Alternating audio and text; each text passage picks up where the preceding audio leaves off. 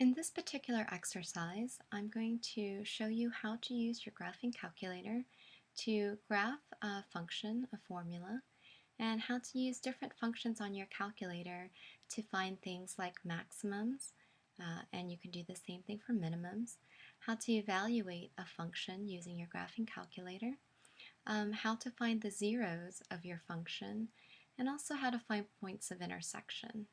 So let's begin. Uh, Here's a problem that we're going to look at where we're looking at the yearly profit for a manufacturing company who's manufacturing n number of footballs. So the profit function is given to us as p is equal to negative 180 plus 100n minus 4n squared. So before we begin, we want to first define our function. So go to your y equals in your graphing calculator, and let's go ahead and type in this equation. Negative, always use this button here for your negatives. If you use the minus sign, your calculator will give you an error. So negative 180 plus 100n minus 4n squared. Okay. Note that for all my independent variables, I'm always using this button here. So whether it's n or x or t or theta, you're always going to use this button for your input variable. Okay? Alright, so we're going to answer question A here, where we're going to try and make a graph. So we've just defined our function. Now before we actually press graph, we want to think about setting our window, because if we just press graph, we may or may not be able to see the graph. So setting the window, press the window here, you kind of have to use your common sense when you're setting your window here. So the x variable here, x is represented by n, which is the number of footballs. Y is represented by p, which is your profit. So if we start with x, the number of footballs, we want to ask ourselves, does it make sense to talk about making and selling negative numbers of footballs? And the answer is no. So if you take a look at the handout, notice that I've kind of already given you a window. We're told here that the formula is valid up to a level of 20,000 footballs. Okay, so that tells us that we really want to just go from 0 to 20,000, and we don't want to take a look at a production level of more than 20,000 footballs. So we can go ahead and set our y min to 0 and our y max to 20. X scale, I'm going to make this 0. It's just telling you how you want it to skip count. I don't really like seeing all the little tally marks. And for your y, now is it possible for me to have a negative profit? What does a negative profit mean? Well, if I had a profit, then my number would be positive, my y would be positive. If my y value is 0, that means that I'm not making a profit, but I'm not losing money, I'm just breaking even. So if my profit is negative, that must mean that I'm losing money. So is that a possibility? And the answer is yes. So because I'm not really sure what to set my y min and my y max at, as long as you have an x min and an x max, you can go to this button called zoom. So don't worry about your y min and your y max. Go to zoom and scroll down until you see number 10 here and choose zoom fit. What zoom fit does is it automatically fits your y's to the x values that you give. Okay, so starting at x equals 0, my y min automatically goes to this point here. And for an x value of 20, my y max stops here. Okay, so we've got a y max here and a y min here. And you can see that if you go back to your window. So you can see here that this is going to be at negative 180, and your y max is at about 444. Okay, let's go back to the graph. All right, now you can go ahead and make a nice little sketch of your graph there. Okay, let's go to question B. Calculate p of 0 and explain what that means. So in this problem, this is given to us in functional notation. P of 0 represents the profit that this manufacturing company makes when 0 footballs are made. Okay, so you can evaluate this equation right, at n, at any given number. Right here, that number just happens to be 0. To do that, you go to second trace. Now, second trace brings up all these different calculations. So notice that the first choice that you have here is value. This is what you will choose to evaluate your function at any given input value. Okay, so I want to know what it is when x is 0. So just type in 0, press enter, and your calculator will tell you that at the point x equals 0, our profit is negative 180.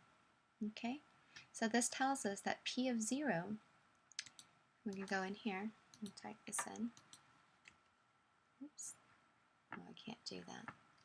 This is a PowerPoint slide. That's not going to work. Okay, so let's go ahead and answer question C. Question C says, what will the profit be if the producer makes 15,000 footballs? So again, we're going to evaluate n when n is 15. So that's going to be P of 15. So second trace, choose value, and let's figure out what the output is when the input is 15. Aha! So when I sell 15,000 footballs, my profit will be $420,000. Okay? Now I'm throwing in the word thousands because our units are given to us here in thousands. Okay? All right, very good. Now let's go to question D. What is the break-even point? All right, so find the break-even where profit equals 0. So the break-even point is our sales level at which the profit is 0. So here's the x-axis, and this is where y drops down to 0. So where the graph crosses the x-axis right here, this is where profit drops down to 0. So anywhere along this graph here, any point along the graph up here, this is telling us that we're making a profit. Right? Any point along the graph below the x-axis means that we're in the hole, we're in the negatives. We're not making a profit, we're losing money. But right at y equals 0, or p equals 0, right, we're breaking even. So we want to find this point right here. Okay? All right. Again, we're going to go to second trace. Notice that your second option is 0. This is to find the 0 of the function. Press enter. Now, your calculator is going to ask you for a left bound. The left bound means to pick a region that's to the left of where that 0 exists. So I'm going to move my cursor a little bit to the left. So there's the 0. I'm going to go past it to the left of it and press enter. An arrow is going to pop up here. Now it's going to ask you for a right bound. So you're going to move your cursor a little bit to the right of that 0. Press enter. So notice that you have these two arrows here. This is your left bound and your right bound. These arrows are telling you that in between the left bound and the right bound lies the actual 0. So now your calculator is going to say guess it. Just press enter. So the 0 occurs at 1.95 thousand footballs. So if this manufacturing company can make and sell 1.95 thousand footballs, then they'll be able to break even. Okay, question E. What production levels will produce a profit of $150,000? Okay, let's think about what this question is asking us. Here's the graph for profit. I want to know where along this graph, at what n value, is my profit going to be $150,000? Well, if we go back to our window, notice our max is 444. So the maximum profit is 444. So 150 must be somewhere down here. So if I just estimate and I go to my graph, that's going to happen at this end right here, right? So it's kind of closer to this end. But if we want to find the exact value, then what we're trying to do is we're trying to say, when is this equation, negative 180 plus 100n minus 4n squared, when is it equal to 150? So we must define that. When is profit equal to 150. So here we're going to use the crossing graph method to see where these two graphs equal each other. I've just defined both equations, so now I can go ahead and press graph to see the point of intersection. We see that the point of intersection occurs right here. That's where we estimated it earlier. So again, go to second trace, it'll bring up the calculations, and choose number 5, intersect. Your cursor is on your first equation, press enter. It's going to hop on the second curve, the line y equals 150, press enter. Press enter one more time, and there's our point of intersection. So this tells us that in order for us to make a profit of $150,000, we must make and sell 3.91 thousand footballs. That's the production level. Okay.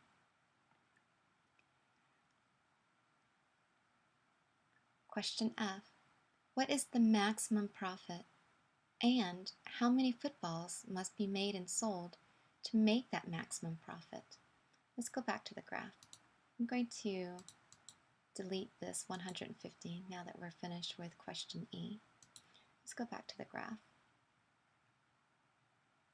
If we look at the graph, we know that the maximum point is up here. We can kind of eyeball where the maximum profit is.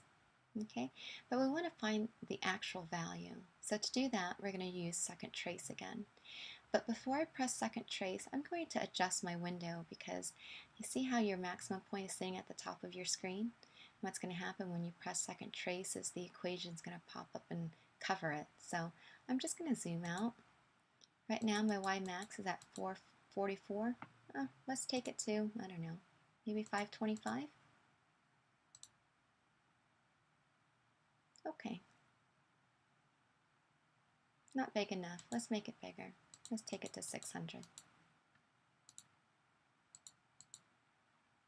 Go ahead and change this to 0. Okay. There we go. We've just zoomed out. So it kind of appears like my graph got scooted down, but all we did was really zoom out. So let's go to second trace.